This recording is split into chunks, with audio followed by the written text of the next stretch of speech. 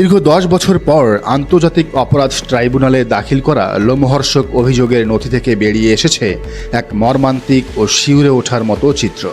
ঘটনার সূত্রপাত 2009 সালের সেই রক্তাক্ত পিলখানা বিডিআর ট্র্যাজেডি। 2009 সালে তৎকালীন শেখ হাসিনা সরকার যখন বাছাই করা সেনা কর্মকর্তাদের পিলখানায় পোস্টিং দেওয়া শুরু করে, সেই তালিকায় মেজর জাহিদের নামও প্রস্তাব করা হয়েছিল। কিন্তু সন্দেহ ও অনিচ্ছার কারণে তিনি সেখানে যোগ দেননি। তবে পিলখানায় পোস্টিং হয়েছিল জাহিদের ব্যাচমেট এবং ঘনিষ্ঠ বন্ধু শহীদ ক্যাপ্টেন মোহাম্মদ মাজহারুল হায়দারের। পিলখানায় পৈশাচিক হত্যাকাণ্ড যখন চূড়ান্ত রূপ নিচ্ছিল, মৃত্যুর ঠিক আগ মুহূর্তে ক্যাপ্টেন মাজহার রক্তাক্ত পিলখানা থেকে ফোন করেছিলেন মেজর জাহিদকে। ফোনে আকুতি ভরা কণ্ঠে মাজহার বলেছিলেন, জাহিদ, আমাদের সব অফিসারদের এরা মেরে ফেলেছে।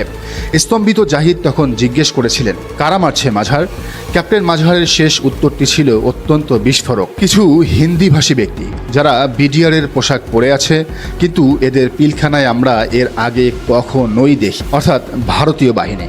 অপারেশনাল সত্যের এই একটি বাক্যই মেজর জাহিদের জীবনের গতিপথ চিরতরে বদলে দেয়। পরবর্তীতে সেনাবাহিনীতে অযোগ্য অফিসারদের তোষামোদ নির্ভর পদোন্নতি, শৃঙ্খলা ভঙ্গ এবং পিলখানা হত্যাকাণ্ডে ভারতীয় সম্পৃক্ততার সত্য প্রকাশ করে দেওয়ার অপরাধে শেখ হাসিনা সরকারের গোয়েন্দা সংস্থার রেড রাডারে চলে আসেন মেজর জাহিদ। প্রতিবাদী জাহিদ 2015 সালে সগৌরবে সেনাবাহিনীর চাকরি ছেড়ে দিয়ে সাধারণ নাগরিক হিসাবে জীবনযাপন শুরু করেন। কিন্তু তৎকালীন স্বৈরাচারী সরকার তাকে শান্তিতে বাঁচতে দেয়নি।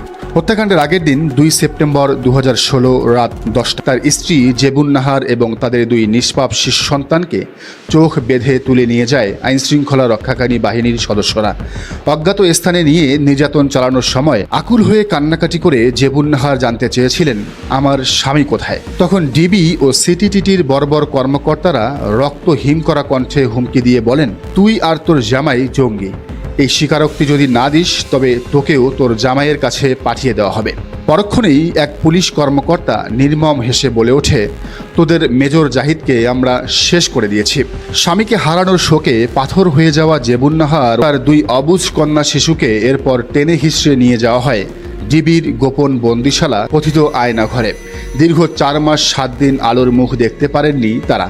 স্বামীকে যোগী প্রমাণ করতে জবানবন্দি দেওয়ার জন্য চলত অমানসিক শারীরিক এবং মানসিক নির্যাতন। মিথ্যা স্বীকারোক্তি না দিলে 2 সন্তানকে চোখের সামনে হত্যা করার হুমকি দেওয়া হতো। পরবর্তীতে 2016 সালের ডিসেম্বরে আশকোনার এক কথিত অভিযান থেকে জেবুন নাহারকে উদ্ধার করার মিথ্যা নাটক সাজায় পুলিশ। সাজানো জঙ্গি মামলায় একের পর এক গ্রেপ্তার দেখিয়ে জেলে পাঠিয়ে দেওয়া হয় এই অসহায় নারীকে। টানা 4 বছর জেলে থাকার পর জামিন পেলেও তিনি যেন স্বামীর হত্যাকাণ্ডের বিচার চাইতে না পারেন, সেই ভয়ে 2022 সালে আবারও তার জামিন বাতিল করে শেখ হাসিনা সরকার।